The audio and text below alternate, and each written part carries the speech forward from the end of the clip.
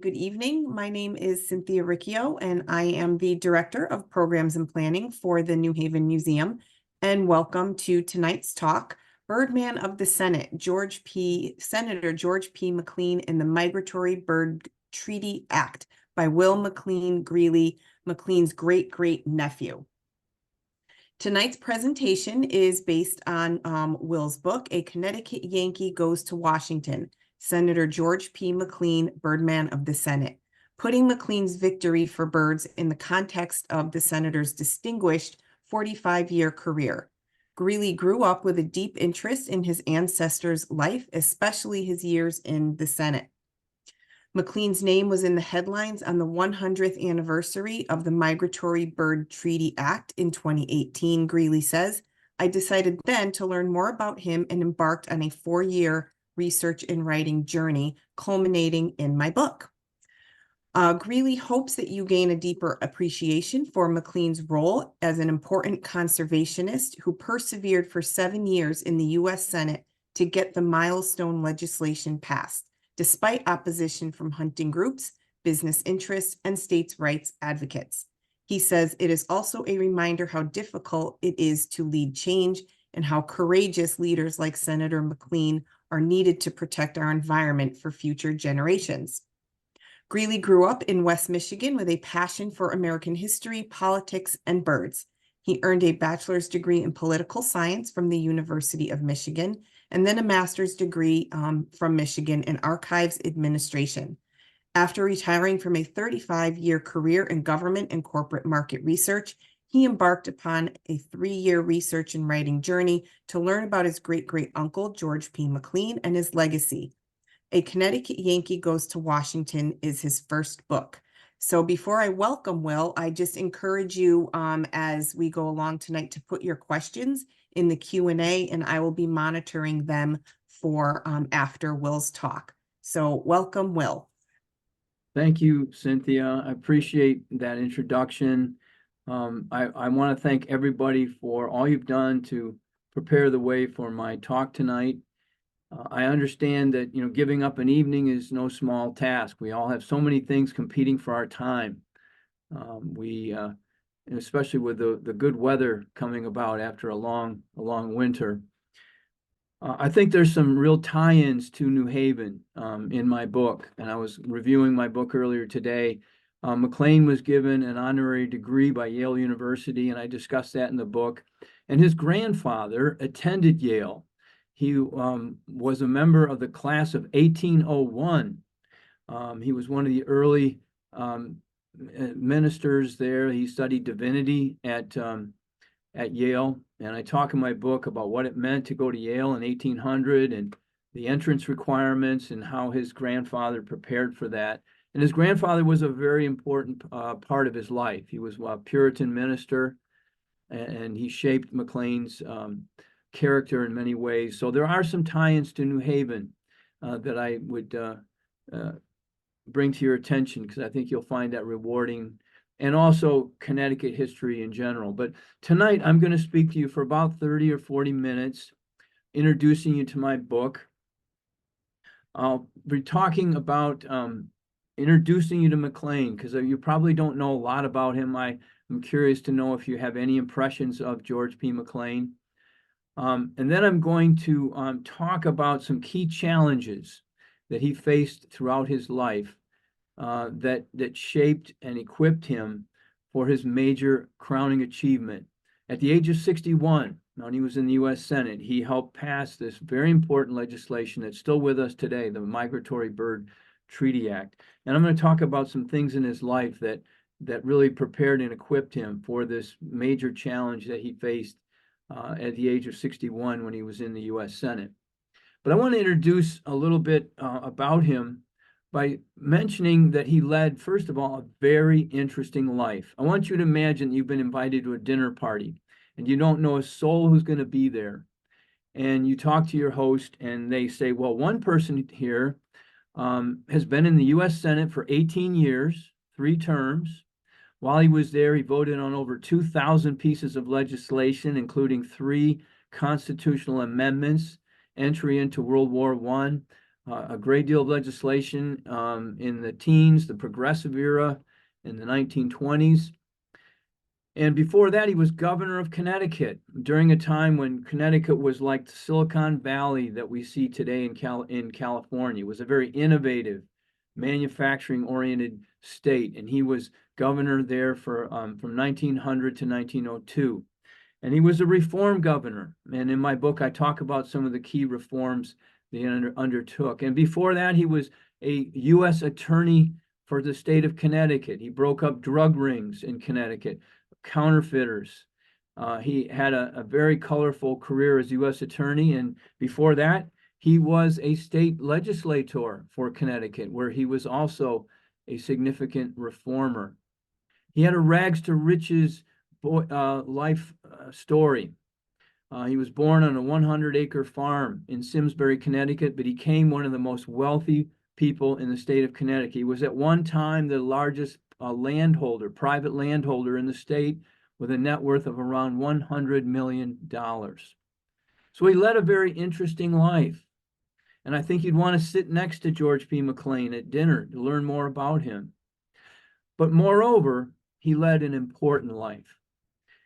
At the age of 61, he oversaw passage of the 1918 Migratory Bird Treaty Act. And why is that important? It's still with us today, over 100 years later. It's the major protection to birds that one conservationist has said has saved millions, if not billions, of birds from needless killing and prevented extinctions. The best example I can give you to show you how important the MBTA, Migratory Bird Treaty Act, was, is the case of the bald eagle. It's our national symbol. Founding fathers created that national symbol in 1782. But in 1963, they were on the verge of extinction. There were only 1,417 nesting pairs of bald eagles left in North America. That's just a little over 1,000 birds.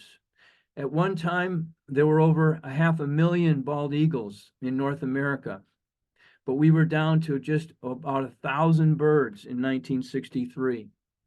And because of the Migratory Bird Treaty Act, the U.S. Fish Wildlife Service identified this problem and created a recovery program for the bald eagle. And I'm happy to say that in the year 2020, we had 71,000 pairs of nesting pairs of bald eagles in the United States, in the 48 states. That's not including Alaska. You can probably add another 10 or 20,000 pairs of bald eagles there. And so without the MBTA, many other birds, along with the bald eagle perhaps, would have gone extinct. But we have this mechanism in the federal government now that protects birds. There's over 1,000 bird species that are protected. You cannot take them, you cannot kill them, you cannot capture them. They're protected. And without this legislation, it's very possible that many birds would have gone extinct, as I'll be talking about later tonight. So he led a very interesting life and a very important life. Now, I'm going to talk a little bit about the plight that George P. McLean had. This bird, I think, is maybe the same picture that Cynthia had. Many people, 1 out of 5 people are said to be bird watchers, but I believe the number of people who really care about birds and who love birds is much more than 1 in 5. Example would be my wife. When we've gone out walking and we've seen the scarlet tanager, she's as excited as I am, but she doesn't consider herself a bird watcher.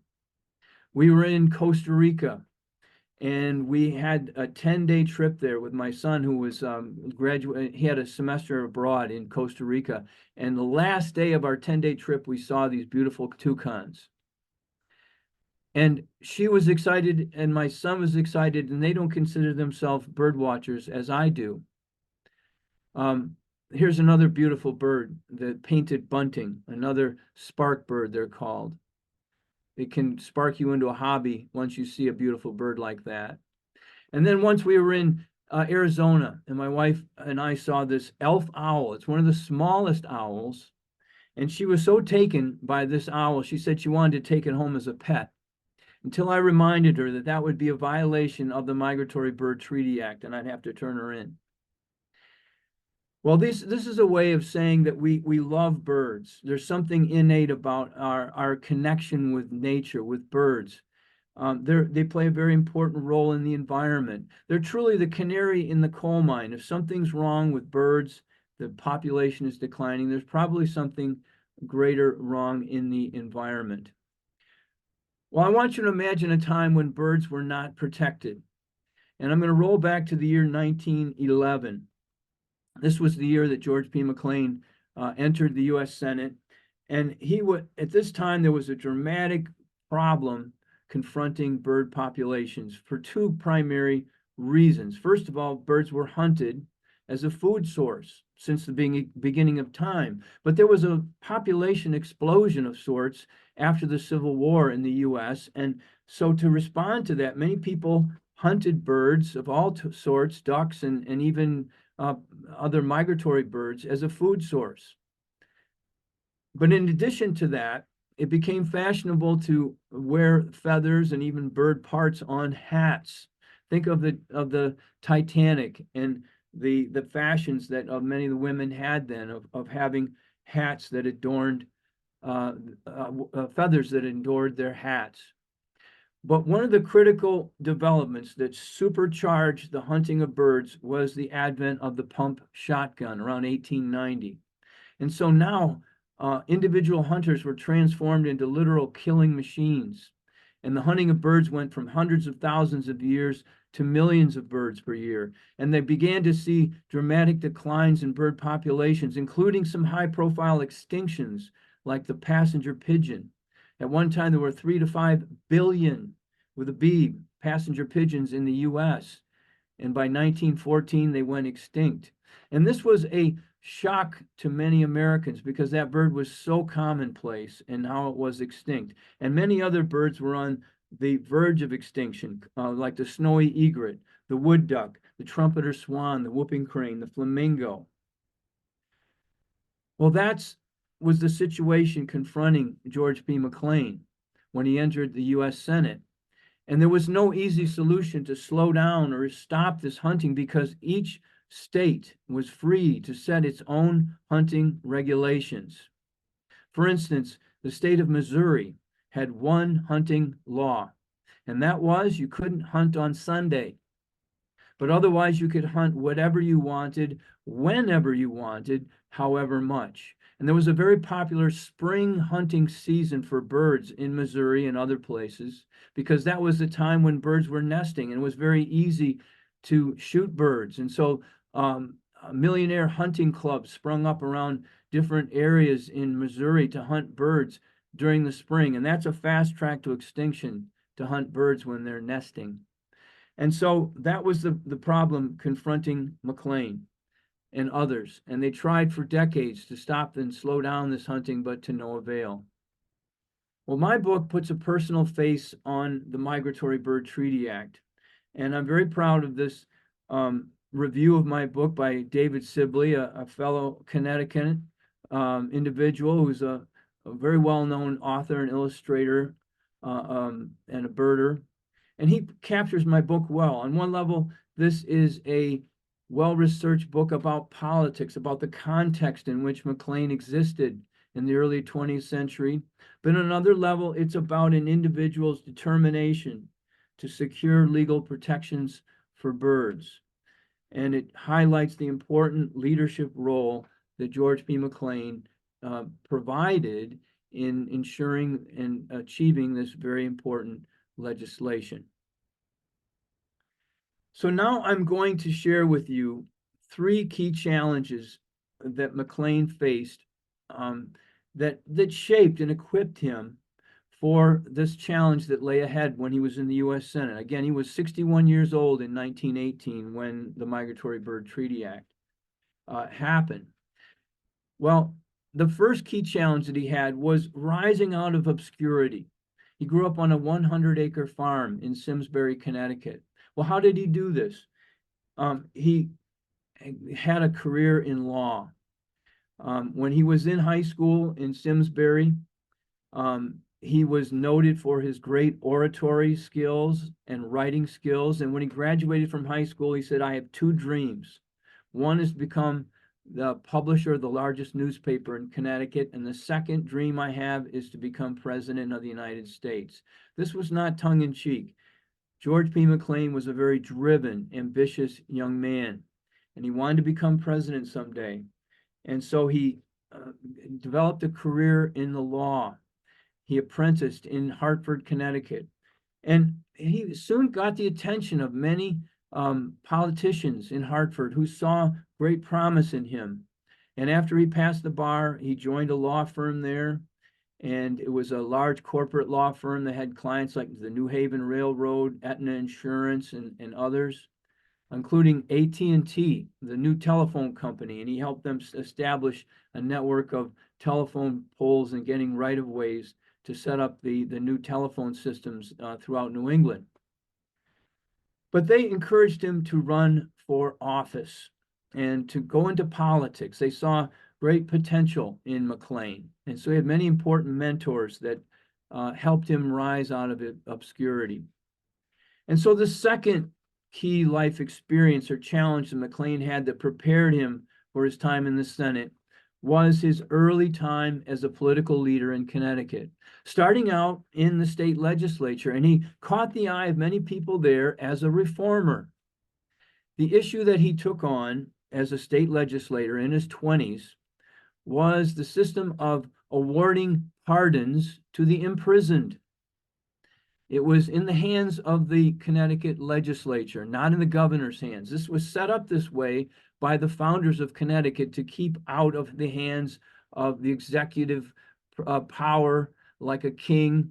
And they didn't want the governor having the power to grant pardons, so they put it in the hands of the legislature. Might have been a good idea at the time, but by the years of 1880, 1890, it had become very corrupt.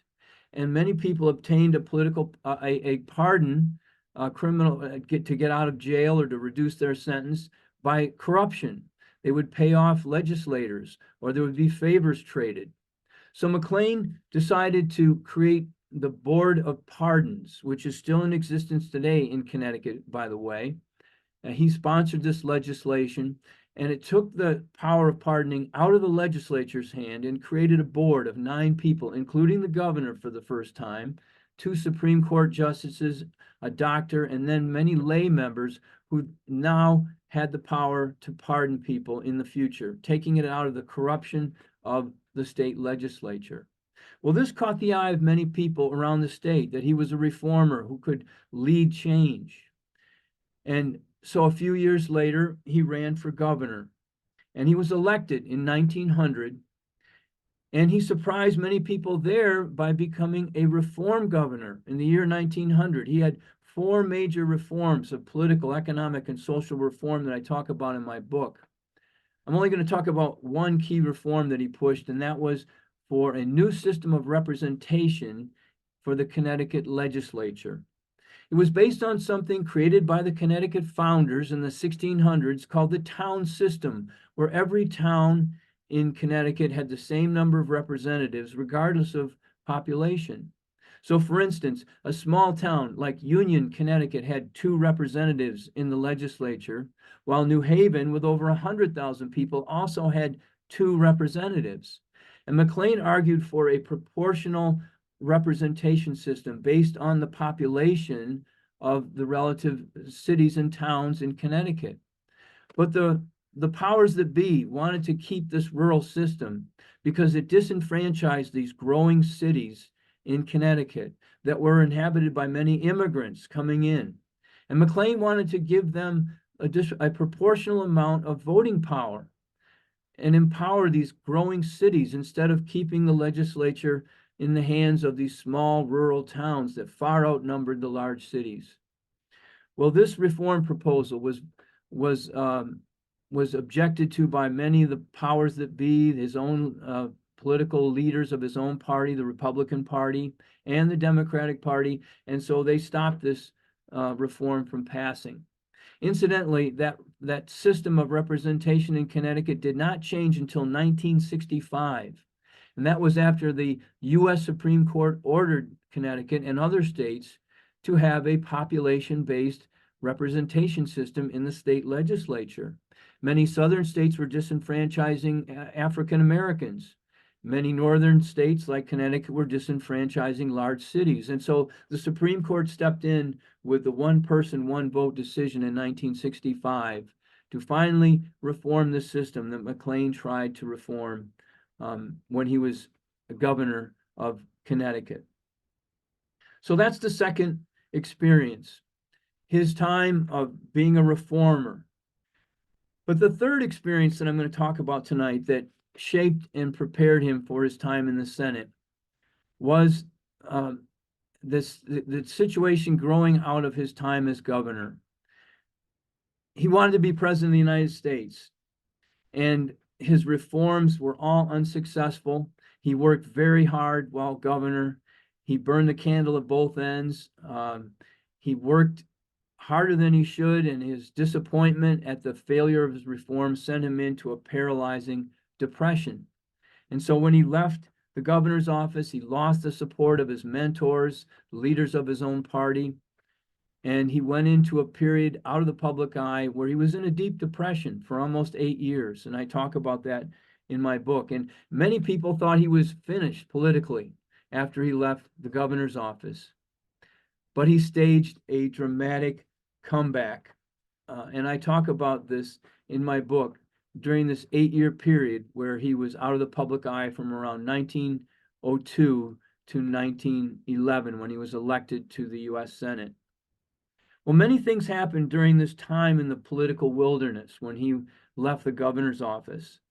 One thing he did is he got married for the first time. At the age of 49, he married for the first time Juliet Goodrich, and the two loved to travel together. And McLean was wealthy from his law practice that I mentioned, but also in 1906, he inherited a very substantial amount of money from his aunt, his father's sister, who was a very wealthy widow from New York City, and she left him almost $3 million in 1906. And $3 million in 1906 is around $90 to $100 million today. So McLean is now an immensely wealthy man in 1907, 1908. He's newly married. And the question I'm going to ask you tonight, and I ask in my book, is why didn't he just retire? Why didn't he just live the good life? He had immense wealth. His political leaders had tried to stop him from making several comebacks during this time. He didn't have their support anymore. I say that he, instead of living the good life, that Jay Gatsby lifestyle of the decadent lifestyle of the early 1900s, 1920s, he decided to lead a better life. And he wanted to make a comeback in a different setting. He had given up his presidential ambitions, but that was to run for the U.S. Senate. And he was elected in 1911 to the first of 3 terms in the Senate. And that brings me really to the heart of my remarks about George P. McLean, and that is his effort to lead passage of the Migratory Bird Treaty Act. Now, I talk about his experience in the Senate more broadly. He knew 4 or 5 presidents during his time in the Senate. He advised them personally in the White House. He hunted and fished with 4. His best friend was one of these presidents, Calvin Coolidge. And I talk about his career in the Senate and his interactions with the national politics of the day. But I'm going to focus on his major achievement, and that is the 7-year struggle to pass the MBTA. Why was it such a struggle? Well, there was opposition coming from several fronts. First of all, there were the hunters who wanted to have their own hunting seasons and hunt birds whenever they wanted. And secondly, there was the millinery industry, or the hat industry. It employed over 120,000 people in the U.S. in 1910, the hat making industry. But it wasn't just hats. McLean decried on the Senate floor a man's vest that was made out of hummingbird skins. It cost $10,000 in 1910, but it was legal for people to make vests or coats out of hummingbird skins. Hundreds of hummingbirds were killed for this one coat. And he said, and he brought that up as an example of the waste, of the wanton destruction of birds for vanity's sake. But the most formidable opposition to the Migratory Bird Treaty Act came from the states' rights advocates. They argued that the federal government did not have the constitutional authority, in a very compelling argument, to regulate hunting laws that were really the province of the individual states. And this is really the crux, the heart of the challenge, was to overcome the states' rights objections that had vetoed any type of legislation, federal legislation to protect birds for decades. So how did McLean overcome that opposition? Well, that leads me to what I think is really the genius that McLean and others showed, and he drew upon his legal skills, his skills as a reformer. It's not easy to lead change, and I argue in my book that McLean experiences, those life experiences, prepared and equipped him to successfully lead this change that had thwarted so many people before. So now I want to turn to McLean's legacy, and I'll talk a little bit more about how I think he was able to overcome those states' rights objections in this discussion about McLean's legacy. It's my final section. The McLean's legacy is establishing legal protections for birds at the federal level. It stopped this senseless killing and prevented extinctions, and that is in and of itself a very significant legacy. But in addition, this was foundational law. It paved the way for the federal government to take on the role that we take for granted today, that is so important, of the federal oversight of the environment. It paved the way for legislation that followed, like the Endangered Species Act, the Animal Welfare Act, even the Environmental Protection Act. These are all examples of the federal government being able to regulate the environment. This McLean's legacy is also, it was a global achievement. And this is how he overcame the states' rights objections. There was an initial legislation called the Weeks-McLean Law that was considered to be unconstitutional because of states' rights objections. But McLean and others realized that if you put this legislation in the form of a treaty, note the key word, the Migratory Bird Treaty Act, if you put it in the form of a treaty, the U.S. Supreme Court, because of the supremacy clause of the U.S. Constitutional, cannot veto or say that this is something that the states' rights objections can prevail, because it's a treaty among nations, and the Supreme Court cannot invalidate a treaty. So they put it in terms of a treaty. And this made a difference for another reason as well. This was a treaty among nations, and we all know that birds migrate.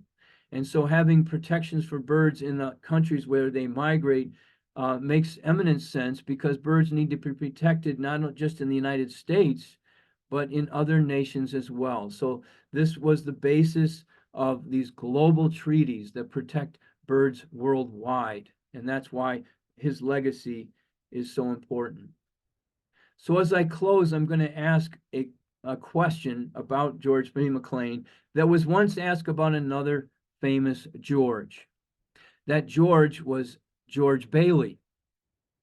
And the question is, what would the world be like if George P. McLean had never been born?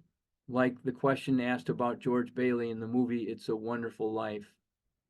Well, I believe that eventually some form of bird protection would have been passed, but the question is when and to what extent. McLean possessed many characteristics that are needed for a leader of change that he learned throughout his life leading up to his time in the U.S. Senate. He learned how to communicate urgency and vision, which is so important in change leadership. His maiden speech in the U.S. Senate was on the topic of bird protection. he sounded the alarm that many birds were scheduled or slated for extinction unless something was done to protect birds at the federal level. McLean had also learned how to overcome obstacles and to show flexibility and adaptability in the face of opposition.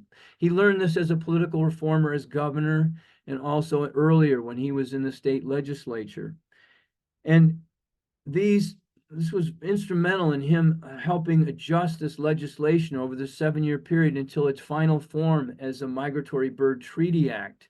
He took into account these objections that were rather valid, but he had this ability to overcome obstacles and show flexibility. McLean had also learned over his lifetime how to build coalitions to create change. And the most important ally that McLean had in this legislation was the president from the opposite political party, and that was Woodrow Wilson, who was a Democrat, McLean a Republican. But the two came together during World War I. Remember, this legislation was passed in July of 1918, when the U.S. was a full combatant in World War I.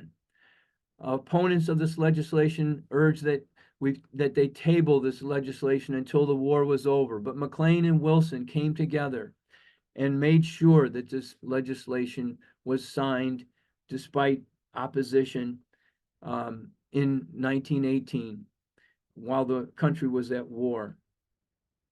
I believe that the window was closing on this era of reform in 1918. The world was giving way to a new time, the 1920s, and a time of peace and prosperity, the Roaring '20s, when reform efforts like the Migratory Bird Treaty Act were falling out of fashion. And that if McLean and Wilson had not prevailed and passed this legislation in 1918, I believe that it's possible that legislation to protect birds would have been further delayed for decades. During the 1920s, people could have argued that peace and prosperity were here. We didn't need to worry about birds. After that, we had the 1930s, of time of economic depression, and it very well could have been delayed throughout that time. And so, in closing, I believe that our world is a better place because George B. McLean didn't quit after that time as a reform governor and just with his money gone off and retired early, but instead he came back to work in the U.S. Senate, where along with others, he helped stop the killing of some of God's most beautiful creations and put in place lasting legal protections for birds that we still enjoy today. Well, that concludes my remarks. I hope you have some questions or some discussion that we can turn to. I want to mention that my book is available through primarily Amazon. If you'd like to get a copy, it makes for good summer reading, I hope. They have put a 20% discount on the price through Amazon, and if you have Amazon Prime, you can get free shipping. That's probably the best way to get it. You can also get it through my publisher, the Rochester Institute of Technology Press. Anyway, I hope you have some questions for me. There's the cover of my book, and I'd be happy to discuss anything on your mind about George P. McLean. Well, Will, thank you so much for that talk. And first, a few comments. Excellent talk. Thank you from someone. And Christine says, bravo, very good talk. Thank you. And then a couple of questions. I believe there is a McLean Wildlife Refuge in Granby. Is that named after him? Yes, it is. One of McLean's legacies, in addition to the Migratory Bird Treaty Act, is the McLean Game Refuge, which is near Simsbury, Granby. It's about 4,000 acres. He owned all that land, and in his will, he wanted it to be set aside in perpetuity and protected and never to be developed. This was lands that he spent a great deal of time in during this time of recuperation after he left the governor's office. And he said in his will he wanted this land to be made available to the general public so they too could discover the peace of mind, body, and soul that he did, witnessing some of God's most beautiful creations there. So that's part of his legacy, is that there's some miles of hiking trails. They get about 20,000 visitors there every year, and I would highly recommend it to you if you enjoy nature to visit the McLean Game Refuge someday in Simsbury. All right. Well, thank you. Another question. What other countries were parties to the Migratory Bird Treaty? The first signatory was Britain, and that was on behalf of Canada. They wanted to have Mexico and parts of the Caribbean, but we were at war with Mexico around the 1918, 1920 time frame. You might know about Pancho Villa and the incursions of the United States into Mexico. So our relationships with Mexico were very bad. They wanted to have that as the first signatory, but the first one was Canada. And Britain signed that. And that's an interesting story because we were at war and we had to get the King of England in 1918 to sign this treaty while the war in Europe was in full swing. Since then, many countries have been added to that, and other international treaties spawned from the Migratory Bird Treaty Act. Virtually every major country is now a signatory of the MBTA, as I said, to protect them in the areas where they migrate to. So it's an international set of treaties that have grown and morphed over the last 100 years. Great. Were there lots of people and organizations opposed to the MBTA? Well, as I said, the greatest opposition were from the states' rights advocates. They wanted the ability to set hunting laws however they wanted. And in my book, I show some debates that he had on the Senate floor, particularly with this senator from Missouri that was so violently opposed to the MBTA. There were many millionaire hunting clubs in Missouri and Arkansas and elsewhere along the Atlantic seaboard as well. And the spring hunting season, now it's illegal to hunt birds in the spring. You can only hunt them on limited times in the fall. They wanted to keep that spring hunting season. And so that was one large opposition that had prevailed for many, many decades, the states' rights argument. And it was, as I said, by putting it in the context of an international treaty, the Supreme Court couldn't strike it down. Because if it had only been in its original form, the Weeks-McLean law, the Supreme Court would have very likely struck this down and kept it in the hands of the states. Okay, what about McLean himself? How do you know he suffered from depression? Did they talk of such things then, and did he write about it? Yeah, it was very public. 6 months before his term ended, the newspapers picked up the fact that he was suffering from what they called nervous prostration, term from 1900, and it worsened. He eventually left the office with about 3 months on his term and turned the office over to the lieutenant governor. And the mental health issue was very important to McLean during his recuperation. And one of the things he did was form something called like a mental health association to improve the care toward people with mental health problems. And I discuss that in the book, that he was a forerunner in many ways in reforming the treatment of people with mental health problems throughout this period of time in that 1902 to 1911 time period. So it was very public. His weight went down to, I think, 125 pounds, and he was normally probably around 170 when he left the governor's office. He could barely function during the last few months of his time as governor. And many of his opponents, which were really the leaders of his own party because he had come out for reform, thought he was finished politically. And his comeback was so unexpected and so dramatic. It's really part of the fascinating story of his life. What enforcement mechanisms were provided for in the act? Well, there are fines and also prison involved. But I think the most important part, and this is even true today, you can pass laws, but if you don't have any enforcement mechanism, a law is ineffective. And so what the MBTA did was it established a system of game wardens that the U.S. funded to enforce these laws and to stop the plumage hunters in states like Florida, in some other states like Missouri, Arkansas, where there was a lot of this excessive hunting for plumage, and also excessive hunting for restaurants. And in my book, I talk about some of the fatalities that these game wardens experienced. They were killed by some of these hunters. Wow. And so it was a very difficult mechanism to establish the system of game wardens that has grown over time. But that's the seriousness of this effort, was to have a federal presence in the states, because the states were not enforcing their laws at all.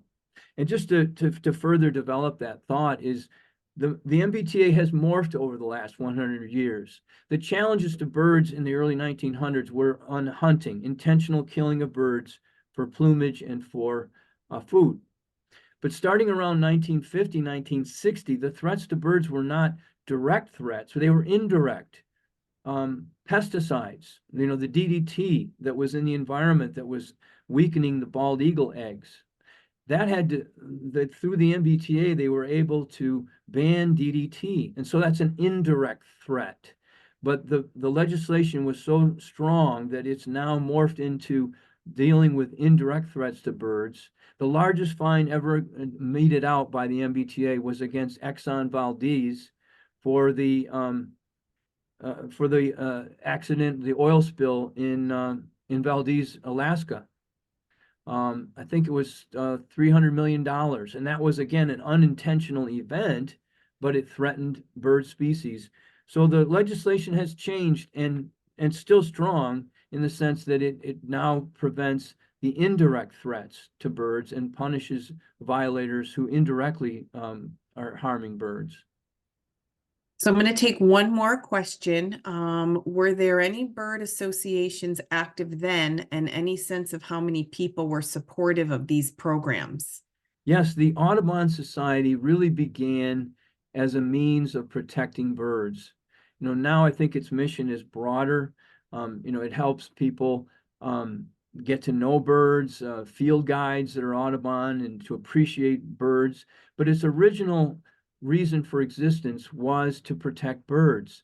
And many women were vital in the formation of these early Audubon clubs. It's something like 80% of the Audubon members in the early 1900s were women, and many of them were leaders and started many clubs. And I talk in my book how McLean worked very cooperatively with many of these women in establishing Audubon clubs, keeping them healthy. And so the Audubon societies were very critical in building support for this legislation and for protecting birds in so many ways throughout the nation. Well, Will, thank you so much for your talk tonight. I think we all learned quite a bit. I learned, things that I never knew. So thank you. If anybody wants any other programs from the New Haven Museum, you can find all that information on our website, newhavenmuseum.org, or on our social media, Facebook, Instagram at New Haven Museum. And thank you all for joining us tonight, and go out and enjoy the beautiful weather and go look at some birds. Thank you very much for inviting me. Thank you. Have a great night, everyone.